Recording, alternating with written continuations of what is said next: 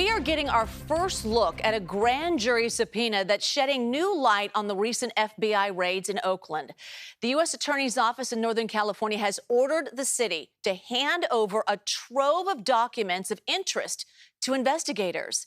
It is the first indication of what the FBI may be after, following raids on the home of Mayor Sheng Thao she shares with her partner, as well as locations belonging to the politically influential Duongs family, which owns the recycling company California Waste Solutions. So Katie Nielsen's in studio now. She has been digging into this. The FBI has been very tight-lipped, but we're certainly learning a little bit more about what we're finding out in this subpoena, correct? That's right, Juliet. So I actually have a copy of that subpoena that was issued to the city attorney's office. It's only 8 pages, but there are specifics here related to the mayor and her partner, Andre Jones, as well as the Duongs family and their business dealings with the city. The FBI hasn't answered any questions about why the mayor's home was searched in the early morning hours of June 20th or what agents were looking for. But just 5 days after the raids on June 25th, the FBI demanded documents from the city attorney related to the case, asking for any communications around Mayor Thao's campaign, meetings she's taken, who she met with, and what was discussed, as well as any communications having to do with the Duongs businesses. The feds want documents going back to January of 2020, just a few months after Thao announced she was running for mayor.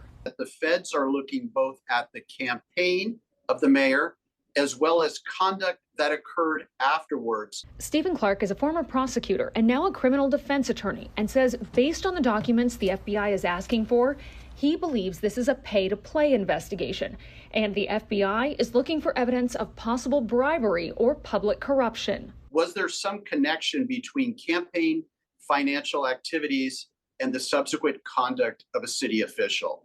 The FBI is also requesting information about the mayor's partner, Andre Jones, including any documents or communications with him, as well as information about any meetings he might have attended.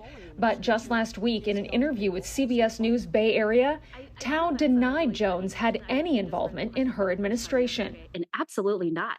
You know, I've been on the city council where he's never actually, been on any payroll. That's really easy to confirm.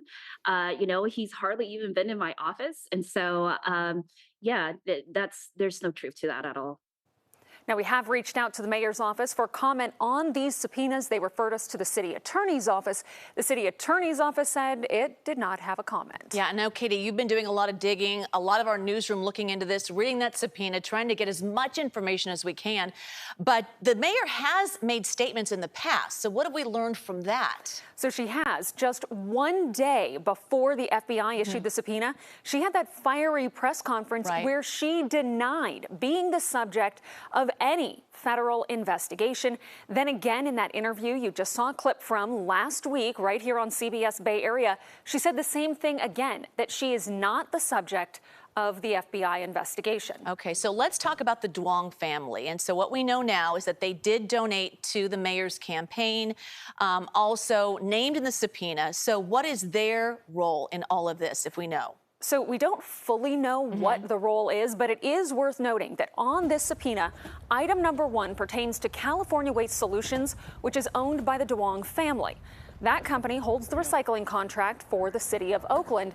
And remember, their offices were also raided on the same day that those agents went to the mayor's home, and investigators are asking for any documents and communications regarding those city contracts. And so, Juliet, this subpoena is really broad. The FBI is asking for an absolute mountain of information. It could take the city attorney possibly weeks, even months, to produce all of that, get all of those documents together. But eventually, whatever evidence is gathered could then be presented to a grand jury, and it would be up to those jurors to decide whether there is enough evidence to charge anyone with a crime. Yeah, and who will it be? All right, Katie, thank you. We'll continue to follow this as well. All right, appreciate all your hard work.